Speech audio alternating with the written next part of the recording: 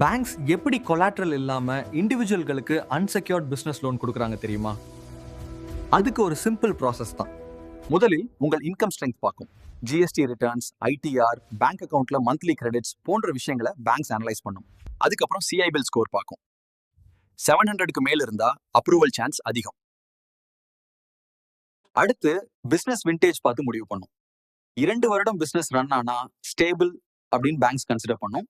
Bank அவை NBFC existing இஎம்ஐஸும் evaluate பண்ணும். Already அதிக இஎம்ஐ இருந்தால் லோன் அமௌண்ட் ரிஜெக்ட் அல்லது குறையலாம். இந்த பாராமீட்டர்ஸ் பேஸ் பண்ணி பேங்க்ஸ் பை என்பிஎஃப்சி கொலாட்ரல் இல்லாம 2 லட்சம் முதல் 50 லட்சம் வரை லோன் கொடுக்கும். அன்செக்யூர்ட் லோன் ரிஸ்கி கேட்டகரியில வரும். அதனால இன்ட்ரெஸ்ட் யூஸ்வலி 15% to 24% இருக்கும். அப்ளை பண்ணணும்னா பேசிக் கேஒய்சி, GST5 உத்யம் போன்ற பிசினஸ் ப்ரூஃப்ஸ், பேங்க் ஸ்டேட்மெண்ட்ஸ் மற்றும் ஐடிஆர் போதும். உங்களுக்கும் பிசினஸ் லோன் வேணுமா? அப்படின்னா கீழே இருக்கும் லிங்கை கிளிக் பண்ணி அப்ளை பண்ணுங்கள். இது போன்ற லோன் தொடர்பான தகவல்களை தொடர்ந்து அறிய யூனிக் ஃபின்சர்வ் சேனலை சப்ஸ்கிரைப் செய்யுங்கள்.